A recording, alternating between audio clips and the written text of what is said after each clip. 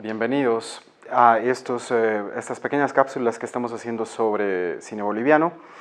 Continuando con las entrevistas que hemos estado haciendo, ahora vamos a tener el gusto de dialogar con el realizador boliviano Eddie Vázquez.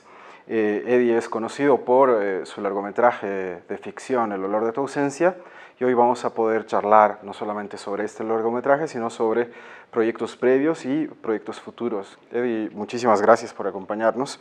Espero que en esta charla podamos tocar algunos de los puntos fundamentales de tu carrera.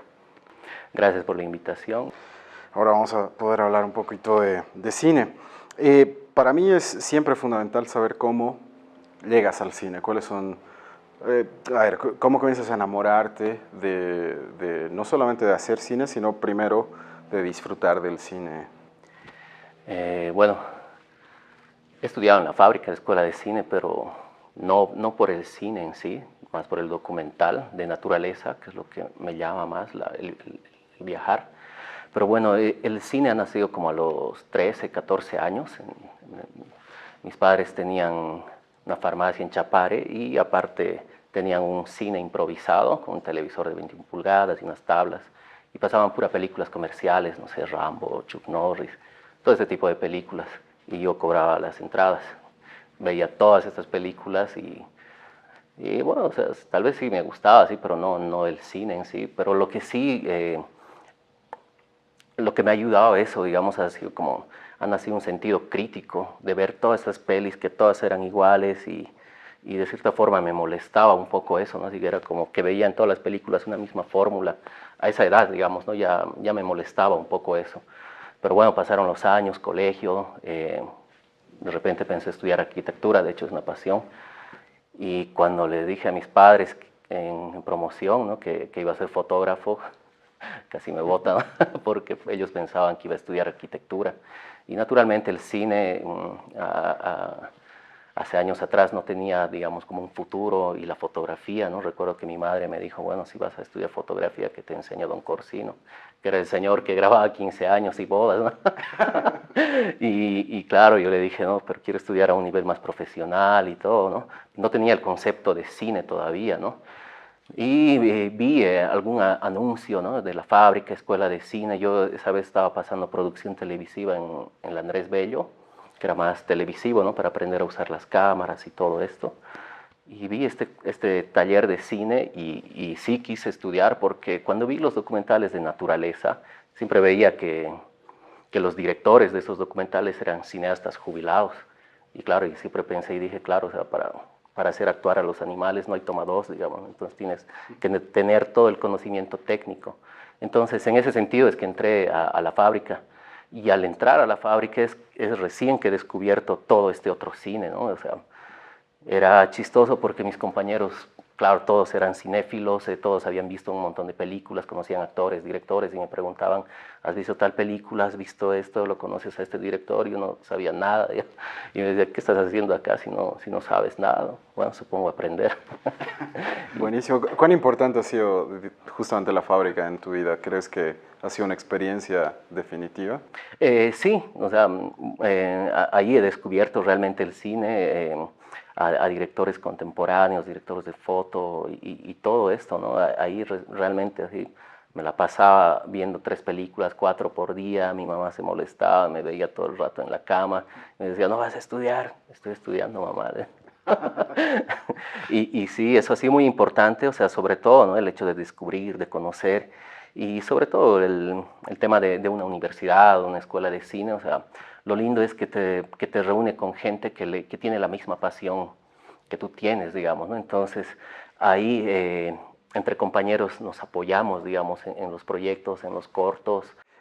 ¿Y la televisión ha tenido algún tipo de influencia en ti? Digamos, ¿de chico veías mucha tele? O... No mucho, estaba más en el barrio, en la calle. Me gustaba viajar de campamentos, tenía que mentir mucho a mis padres para viajar. Y estaba más como en el campo, ¿no? Y no tanto, sí estudió producción televisiva, pero me salí porque me di cuenta que me daban clases de internet, y porque yo, o sea, fuera de las clases estudiaba por mi cuenta y veía que las clases que nos estaban dando ahí eran así como bajadas de internet, y dije, no, estoy perdiendo el tiempo aquí. y ahí es que pasé un taller de fotografía y ahí decidí ingresar a la fábrica. El tema económico era algo decisivo, no podía, y pasé un taller que era de dirección de arte y casualmente los alumnos de esa generación estaban empezando sus cortometrajes, el rodaje, y claro, yo me ofrecí de voluntario, dije que podía ayudar en lo que sea. Y así fue, participé en todos los cortometrajes, fui de asistente gaffer, de todo, ¿no? Asistente de producción, de arte, pasé por todas las áreas, ¿no? Y claro, como no tenía mucho criterio, me la pasaba opinando, o sea, veía cómo grababan y decía, pero ¿por qué no hacen así? O sea, y claro, cuando no hay que hacer eso, ¿no? En un set, y yo al menos, me la pasaba un poco opinando, pero ahí es como que Roberto, el director de la fábrica en ese entonces, se dio cuenta que tenía como cierto interés bien marcado en eso, ¿no? Y ahí es que me ofrecieron una media beca para estudiar. Entonces, de esa forma ha sido asequible para mis padres que pueda estudiar en la fábrica, hasta que tuve un percance a mitad de los estudios y bueno, tenía que dejar la fábrica porque mis padres no podían sostener ese gasto. Y bueno, ahí Álvaro Ruiz intercedió por mí, a Roberto Lanza, entonces ahí me dieron una beca completa para que no deje de estudiar. Entonces fue de esa forma que terminé mis estudios en la fábrica.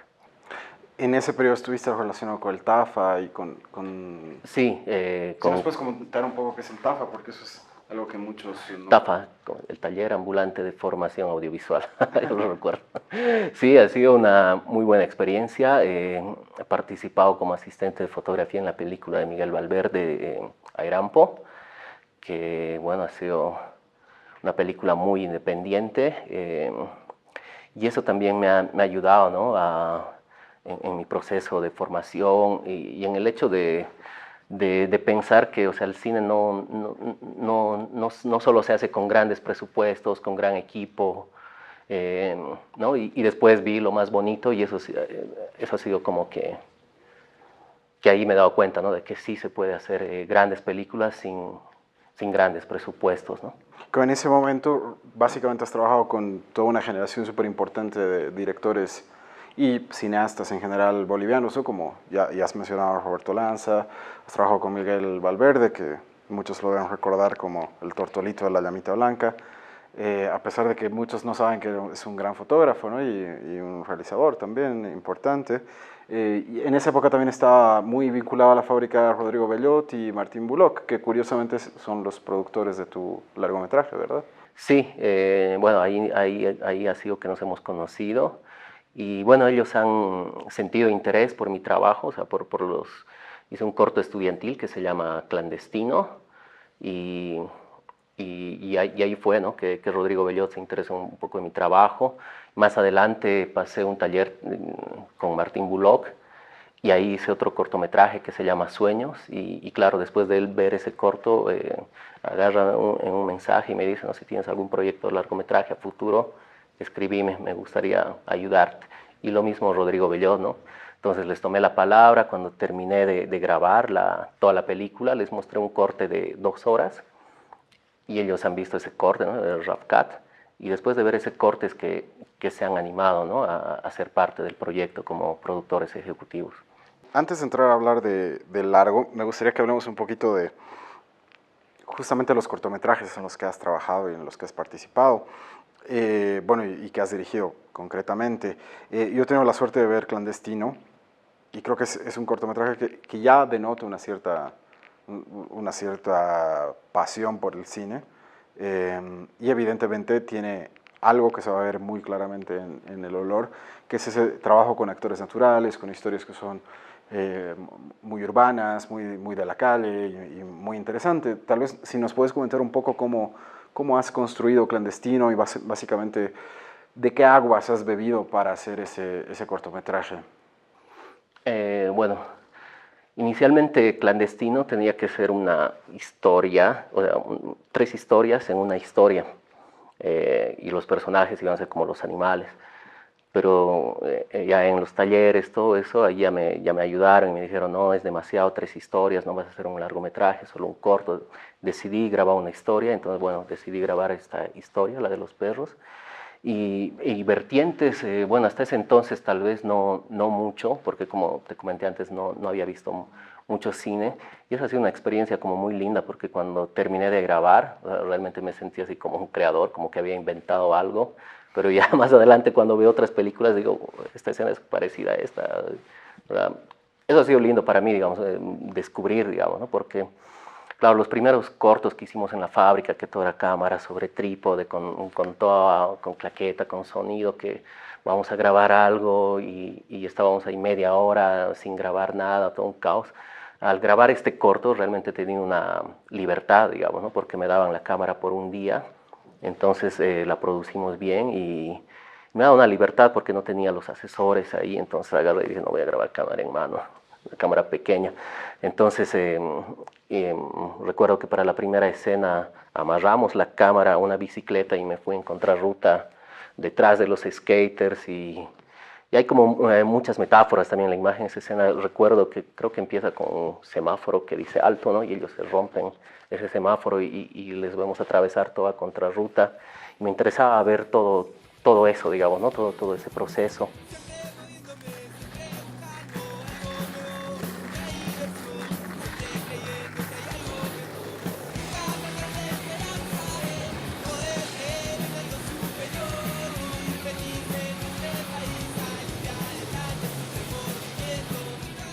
Y con el tema de los actores, naturalmente sí, o sea, yo he crecido en la zona sur eh, y me interesaba retratar un poco ese mundo porque de cierta forma lo conocía. Y nada, fui al parque, no recuerdo el nombre, pero donde patinaban. Fui a buscar personajes, a ver quién podía hacer este papel y ahí me hice amigos de algunos. Y le dije, estoy buscando un personaje a Sasa y ellos me dijeron, ya sabemos quién puede ser tu actor, el Américo. Y me lo presentaron, nos conocimos, le propuse y le dije, pero quiero grabar también con tu padre. Y él no quería. Y lo convencí, me reuní con su padre y la dirección siempre ha sido por separado, ¿no? O sea, Américo a su hijo le dirigía solo a él, digamos, le decía ciertas cosas. De hecho, entrábamos en complicidad con él, pero cuando hablaba con el padre, ya me ponía en otra postura. Así, ya, renegábamos contra la juventud, contra esto, contra lo otro, y éramos cómplices, ¿no? Y entonces a la hora de decir acción era así como una pelea porque ambos sentían que yo estaba con ellos, ¿no? Entonces era grabar eso, ¿no? Ese momento me gustaba generar esos momentos auténticos, sobre todo, o sea, no, porque aparte esto era en el taller de documental, entonces me lo había planteado más como documental, si bien había ficcionado ciertas cosas, pero la puesta en escena quería que sea totalmente documental. Lo único que quieres es salir con tu patín y después olvidarte de todo. Aquí vienes como un alojamiento a dormir nada más. Entonces, ¿qué cosa? ¿Qué? Yo no tengo hijo aquí. ¿Qué cosa es? Un alojado, pues que es. Ni en el almuerzo ni en el desayuno puedo decirte, comamos, tranquilos, sentémonos a la mesa. No hay ese hogar, no hay ese calor de hogar que debería de haber. Y no por el hecho de que tu madre no está. Eso no significa nada, porque ella siempre está acá, presente, aunque no la veamos. Y no es motivo para que tú estés aprovechando para que hagas tus macanes. Es momento de que estudies, de que dediques a estudiar, a formar, Pero a hacer de tu vida algo provechoso para mañana, para ti mismo, ni siquiera para nosotros. Porque para nosotros no necesitamos nada. Lo que nos interesa es tu formación, para que ganes tu vida mañana y seas una buena ¿me persona. puedes dar pasajes o no? No te voy a dar, no hay plata. Ya, entonces yo voy a ir nomás ya. Ese cortometraje justamente tiene una serie de tensiones que son muy interesantes como las trabajas. Y algo que me parece alucinante de ese docu es el tratamiento visual, ¿no? O sea, es el tratamiento de un documental de guerrilla, ¿no? O sea, como la cámara en mano todo el tiempo, logras ángulos loquísimos y te da así como una sensación muy orgánica, digamos, ¿no? O sea, realmente se siente muy natural. ¿Cuál puede haber sido la dificultad de trabajar con actores no entrenados? ¿O cuál es la ventaja de trabajar con actores no entrenados? Creo que tú prefieres normalmente trabajar con actores que no tienen una formación formal, digamos, valga la redundancia. Sí, prefiero trabajar con personajes y generalmente los escojo por eso, ¿no? Por su personalidad. Y la desventaja, bueno, en ese proyecto clandestino no he tenido como muchas complicaciones. Algunas sí, digamos, por el tema de la pelea de perros no podía grabar, que no querían porque pensaban que los iba a denunciar o algo así, ¿no? Pero ya en la película, cuando he trabajado con estos personajes, las complicaciones son de que, claro, como ellos tal vez no entienden todo el trabajo que hay detrás de cámara, toda la gente que está involucrada, todos los permisos que se han conseguido para grabar esa escena, sencillamente no vienen. Como me ha pasado muchas veces con algunos actores, no venían y me quedaba con la grúa armada, con todo el equipo así listo con la claqueta. Y nada, digamos, ¿no? O sea, un montón de veces me ha pasado eso, digamos, ¿no? Pero bueno, o sea, es gratificante porque a cambio logras escenas como más frescas, ¿no? Más frescas. Y bueno, y como director creo que para mí, digamos, el principal trabajo es lograr que los actores no actúen, ¿no?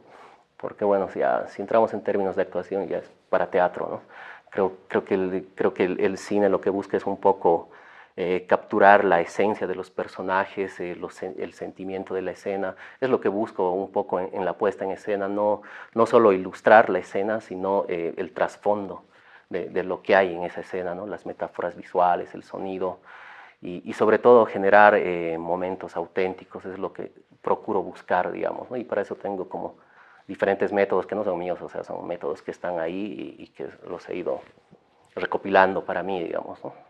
En otras conversaciones me comentabas que tus otros cortometrajes han sido una suerte de entrenamiento, de ensayo para tu largometraje. No sé si nos podrías hablar de ese tipo de proceso en el que el cortometraje se convierte como una suerte de ensayo general para ya embarcar en la producción de un largometraje, ¿no? Sí, bueno, nunca lo había pensado así, pero claro, hice primero esta docuficción, Clandestino. Después hice un trabajo que se llama Polvos de Cristal, que es más experimental, y después de eso hice un corto que se llama Sueños, que básicamente ese corto es como eso, ¿no? Es como una suerte de entrenamiento para la historia de los estudiantes en El olor de tu ausencia, y esta docuficción Clandestino es como un ensayo, ¿no? de la historia de Deco y Don Abad, en ese sentido, porque son temas que me interesan tocar, digamos, ¿no? Entonces, después de haber grabado estos documentales en esa etapa estudiantil, o sea, no había vivido mucho, así que seguía con las mismas incógnitas, preguntas, y esas las quería plasmar, ¿no? En la película. Polvos de Cristal, si no me equivoco, comienza siendo un videoclip y después tú comienzas a trabajarlo ya con un esquema más narrativo, bueno, no narrativo, pero pensado para cortometraje.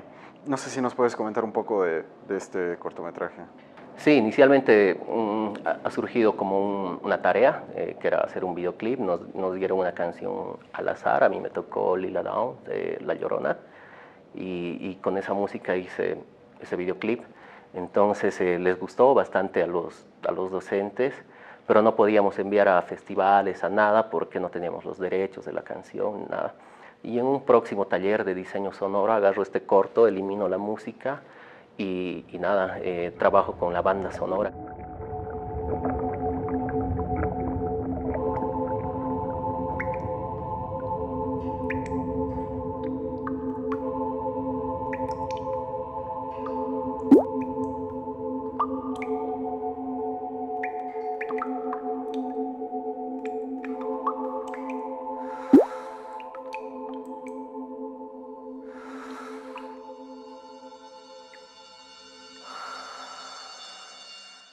Es algo igual que me encanta, no soy sonidista, pero me encanta jugar con los sonidos, con las metáforas de los sonidos, cambiarle los sonidos a las cosas, y mucho he experimentado eso, ¿no? En este cortometraje. En un nuevo proyecto que tengo a futuro, me gustaría empezar como empieza este cortometraje. Me imagino que en Sueños, que es tu tercer corto, hay una evolución de lo que hiciste en Clandestino, ¿no es cierto? O sea, ¿tú crees que esta suerte de formación o de adiestramiento de tu ojo, de tu mirada como cineasta, se refleja? O sea, ¿hay una diferencia radical entre el Eddie Vázquez de Clandestino y el de Sueños? No mucha, porque no pasó tanto tiempo, creo que ha sido como un año, y todavía seguía en etapa de formación. Sueños lo hice igual cuando estaba estudiando. Pero sí he afianzado, por así decir, el tema de la cámara en mano, el tema de los personajes naturales, de dejar que las situaciones se desarrollen. Un poco he practicado eso, digamos, ¿no? Y bueno, ya para el olor de tu ausencia retomo un poco eso, pero ya no uso cámara en mano. O sea, la idea inicial era así, ¿no? O sea, volver a lo mismo, sobre lo que había trabajado. Pero a partir de ver una película, 15 de Royston Tan, eh, vi que este director trabaja con personajes naturales y trabaja un poco como yo, pero su fotografía es súper pulcra, súper estética. Entonces ver esa peli, así como que, a ver, creo que voy a hacer una mezcla de ambas cosas, ¿no? O sea, voy a controlar todo el tema técnico, de fotografía, de todo esto, pero sin sacrificar el tema de la naturalidad, ¿no? De los personajes. Y eso es un poco lo que he buscado en el olor de tu ausencia. Sí, yo recuerdo muy bien cuando vi el tráiler del olor de tu ausencia. Fue especialmente interpelante para mí porque en ese momento yo también era un migrante. Y ver ese tipo de historias que se están contando fue muy poderoso y justamente por lo que estás planteando, ¿no es cierto? Porque es una película muy urbana, igual que Clandestino, muy dura, pero al mismo tiempo muy bella a nivel plástico y se nota que hay un cuidado fotográfico muy interesante, digamos, ¿no? No sé si nos puedes comentar cómo se gesta este largo. Como anécdota también, yo recuerdo que un día estaba con el grupo de amigos con los que editábamos un suplemento cultural. Estábamos almorzando y entró al restaurante donde estábamos Roberto Guillón. Evidentemente no vestido como se suele vestir y quería usar el baño. Y ahí nos dijo, estoy rodando una peli, no sé qué. Le preguntamos, ¿y con quién? Y nos dijo, con Eddie Vázquez. Y desde ese momento comenzó a resonar tu nombre en nosotros. No sé si nos puedes comentar cómo ha sido el proceso de gestación de este largometraje. Bueno, terminando mis estudios en la fábrica, fui a trabajar a Santa Cruz como director de postproducción en la fábrica. Ahí trabajé un año como director de fotografía en un montón de publicidades, productoras, todo. Y me fue muy bien, ¿no? Entonces ya con la plata en mano dije, ya qué hago, me compro equipos. Tenía esta historia pensada y bueno, los actores estaban como en un punto en su vida y tuve que decidir, ¿no? Así, ya, o lo grabo ahora o pierdo esta oportunidad, ¿no?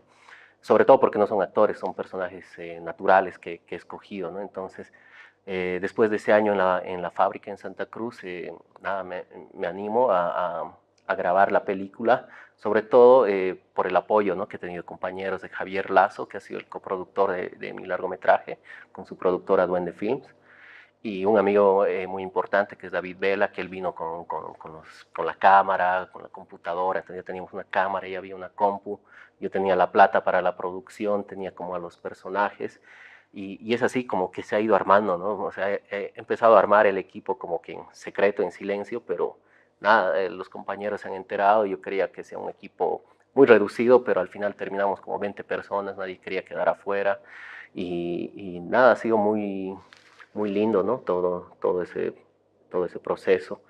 Pero bueno, la historia nace a raíz de la migración por experiencia propia, ¿no? Mis padres, familiares han viajado, entonces es algo como que me ha marcado y es algo que quería contar. Hola. Ah, bien, ma. Sí, te cuento que mi papá está en el hospital porque se ha lastimado su mano cuando estaba arreglando el micro. Sí, y dice si le puedes mandar dinero porque no tiene para lo de la renta.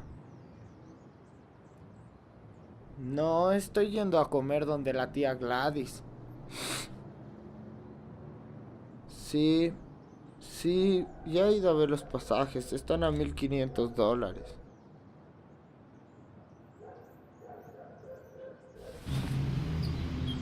Sí, no, no estoy chupando. En serio. Sí, ya. Ya, bueno. Ya, chao. Yo mismo, de hecho, ¿no? O sea, antes de estudiar o cuando estaba estudiando en la fábrica, tenía compañeros de España que me decían, nada, venite aquí, yo te pago tus pasajes, luego me lo pagas nomás. y estaba así como que termino de estudiar, pero ¿para qué voy a estudiar? Si, no sé, estaba como los personajes de la película, digamos, ¿no? Como Chris, estaba así en ese proceso, pero bueno, gracias a Dios terminé la fábrica por estas becas y todo, y bueno, con todo el apoyo de los amigos hemos decidido empezar la película, ¿no?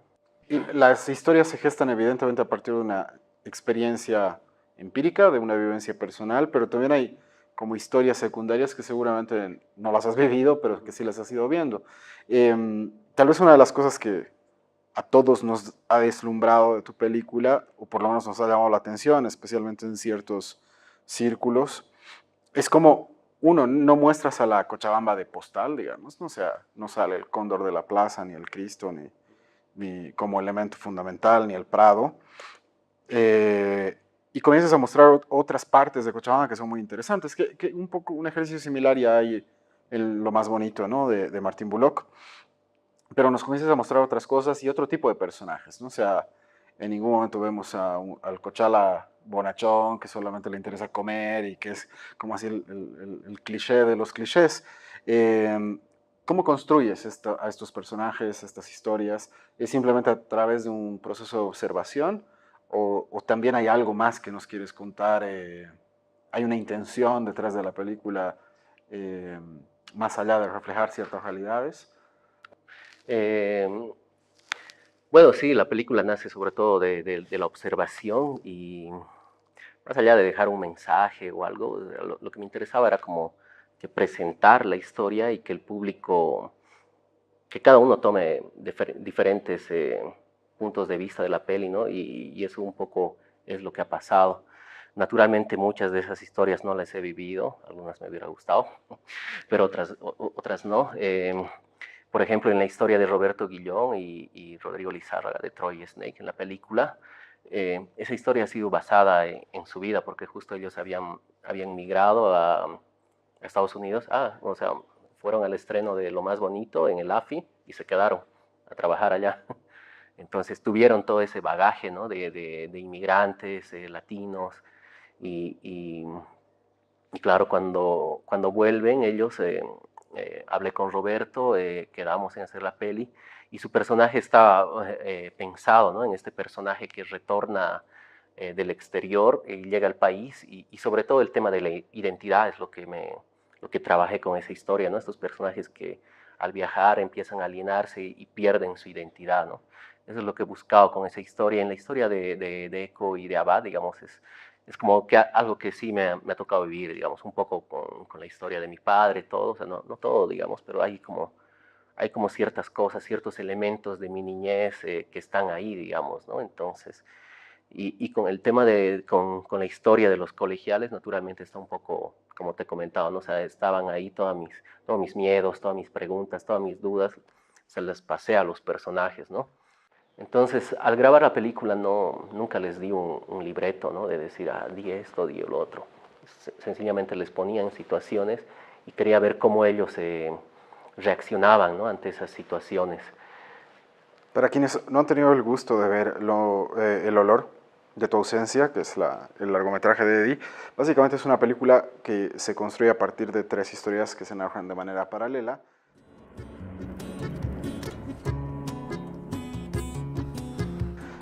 La historia de Deco y Don Abad, que es un músico punk, que tiene un padre que tiene a su mujer que ha migrado a España y que está lejos, ¿no? Es una familia medio desestructurada.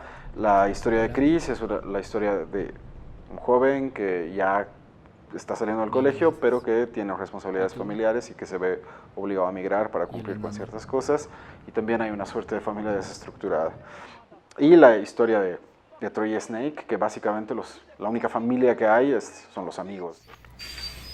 Damn, what the fuck are you doing here, bitch? What up, T? Damn, long time no see you, my man. Lo interesante de esta película es que sí toca el tema de la migración, que en el momento de su estreno era muy candente en nuestro país, o sea, como que mucha gente hablaba del tema, pero lo interesante es que no es solamente la migración, es el tema de la construcción de familias, la construcción de identidades, como tú mismo estás planteando, y otras cosas que son súper interesantes, ¿no es cierto? Muchas veces nosotros creemos que el cine boliviano debe mostrarnos el folclore boliviano, como ciertos lugares comunes, como ya habíamos visto. En cambio, esta película nos muestra una Bolivia que no esperamos ver normalmente, ¿no? Que no se parece en nada a un spot turístico del Ministerio de Culturas, ¿no? ¿Cómo construyes estéticamente esta película? Porque esta película tiene una identidad estética muy particular, ¿no? Bien, a ver, creo que nace justamente, es lo que te digo, ¿no? De a los 13 años de ver estas películas norteamericanas y que veía solo una fórmula y todo eso. Creo que eso me ha marcado, ¿no? Entonces, al estudiar en la fábrica, naturalmente nos han enseñado cómo grabar, todo, ¿no? Pero quería salir de eso, ¿no? O sea, no quería entrar a esa fórmula y hacer como la fórmula dice, digamos, ¿no?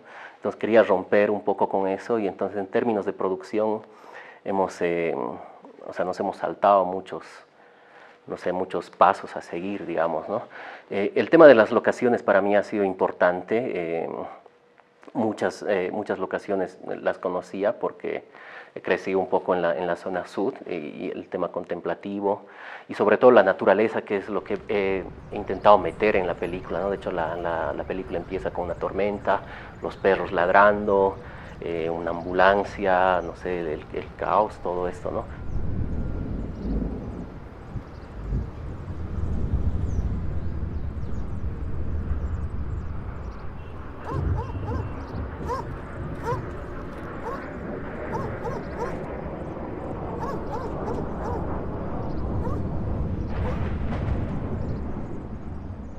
Quería empezar de esa forma y a lo largo de la peli hay varios sonidos de animales, hay mucha naturaleza, ¿no? En este contexto urbano. Y bueno, el tema de la fotografía, ya naturalmente cuando grababa El olor de tu ausencia ya había visto mucho cine, ya tenía como muchos conceptos claros, digamos, ¿no? Ya no como cuando era estudiante. Y naturalmente por historia separamos, ¿no? Hicimos una paleta de colores con el director de arte, Óscar Octavio Sosa Figueroa, y eso lo hemos aplicado, ¿no? A todas las historias. Alquilamos 2 casas, en una casa vivíamos, otra casa era de rodaje, entonces hemos tenido la libertad de pintar las paredes, de hacer que parezca que está corroída por la humedad, porque eso es lo que quería, ¿no? O sea, escogí esa casa porque tenía esas cosas, pero a eso lo hemos aumentado, ¿no?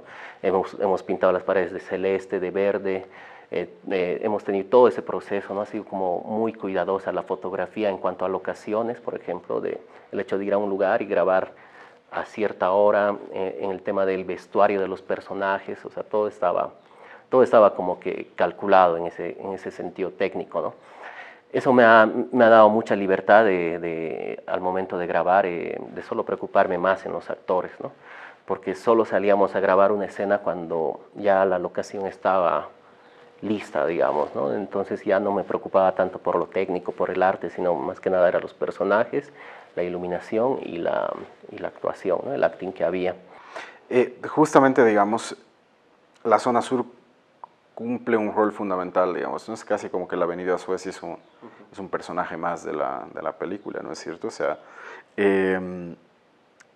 es muy curioso que tus personajes son personajes que están relacionados con la migración, pero también es un barrio que se ha construido a partir de procesos migratorios, ¿no? O sea, mucha de la gente que vive en esa zona tiene esta cuestión de la migración como un espectro, ¿no? Ya no, tal vez tus personajes han sido gente que no sé, que ha migrado de otras partes de Bolivia, pero sí, tal vez sus padres o sus abuelos, no sé, ¿tú crees que ese fantasma de la migración que ya corre ahí también define de alguna forma el destino de los personajes? Sí, totalmente, porque bueno, básicamente mis compañeros de colegio, o sea, sus padres estaban ya sea en Argentina, en España o Estados Unidos, entonces básicamente éramos así como, vivíamos entre amigos, porque nuestros padres estaban de viaje, entonces naturalmente eso me ha marcado y eso está en los personajes, ¿no? En la historia de Chris, que ellos, por ejemplo, Chris vive sin sus padres y en la película, bueno, él va a viajar y va a dejar nuevamente una generación, ¿no? de niños que se crían sin sus padres, ¿no? Y a ver, cuando estamos hablando justamente de estos procesos migratorios, que en la película no se ven directamente, ¿no? O sea, como que se sobreentiende que han migrado o que van a migrar, o sea, no hay un proceso de migración dentro, dentro del plano, digamos, ¿no es cierto? Pero todo el tiempo se está pensando en eso. Al fin y al cabo, ¿qué relación debe tener, en ese caso, la obra artística con la realidad social? ¿Tú crees que el arte debe retratar lo que está sucediendo en la sociedad o no necesariamente? No necesariamente, no necesariamente. Bueno, sí, en la película está el tema de la migración, pero no es algo en lo que me he centrado. O sea, me he centrado más en la vivencia de los personajes, ¿no? Y sobre todo el proceso de ausencia que viven ellos, ¿no? En su mundo. Eso es lo que me ha interesado trabajar más, ¿no? Pero todo eso ha sido debido a la migración, ¿no? O sea, las tres historias tienen una relación, personajes que llegan, un personaje que no sabe si se va a ir o se va a quedar, y el otro personaje que su esposa está allá, ¿no? de Don Abad, o sea, están relacionadas a la migración, pero más que nada me interesaba la exploración, ¿no? de los personajes, sobre todo, teniendo de trasfondo la migración. O sea, no he querido meterme mucho en este tema de la migración, porque bueno, o sea, y anteriormente se habían hecho como varias pelis también en relación a la migración y todo eso, y de hecho me decían que ya me había hecho ganar, que ya habían sacado películas de migración, y no me interesaba mucho porque no era algo, digamos, fundamental en la película, ¿no? Sí, a mí algo que me parece súper interesante es justamente la ausencia de la madre, ¿no? O sea, más o menos por la época en la que se estrenó El olor de tu ausencia, se habían estrenado cerca un par de años o un año antes, películas muy centradas en la figura materna, ¿no? Como Rojo, Amarillo, Verde, o tantas otras, ¿no? Como la misma Zona Sur, ¿no es cierto? En cambio, en esta película hay una total ausencia de madre. O sea, ¿crees que esta suerte de sentimiento de desasosiego o de melancolía que también tienen estos personajes tiene que ver con esa ausencia de la figura materna? Sí, totalmente. Hay una escena en la película que cuando de la escena de Don Abad y Deco, de esta historia, que cuando el hijo se va, la casa se derrumba sobre el personaje. He ido en busca de tu olvido y el olvido no me encuentra. En mí el fuego ha hecho tormentas y el cielo me consuela. Me he reído de tus pasos, es tan dulce tu silencio. Ya me han dicho por ahí que te han visto por ahí. Claro, es una metáfora visual, ¿no? Que inicialmente pensé grabarla así como con la vida real, ¿no? Como cuando vienen y te desalojan de la casa y todo el barrio, no sé, protestando. Tenía pensado así grabarlo como es, digamos, ¿no? Pero le daba vueltas a la escena, no podía dormir y dije, no, lo voy a grabar de esta forma. El personaje y la casa se le cae encima, digamos.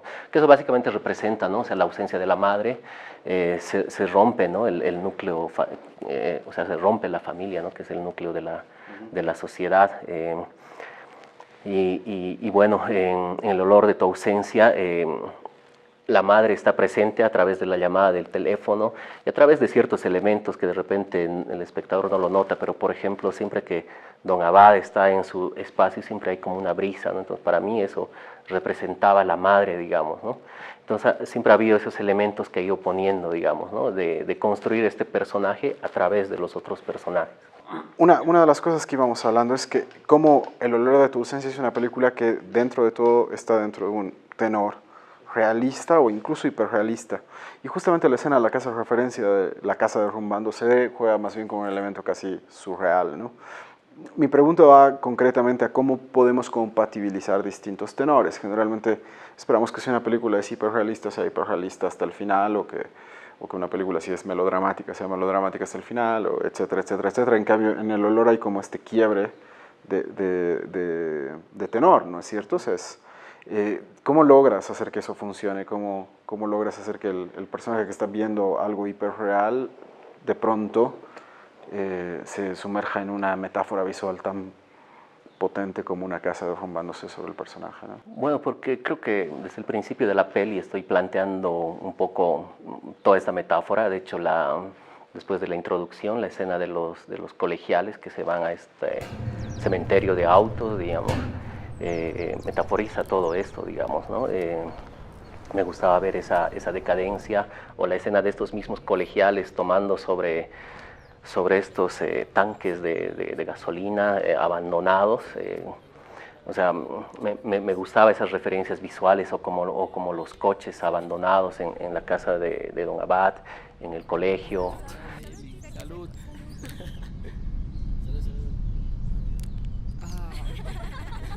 Es por el frío, es por el frío.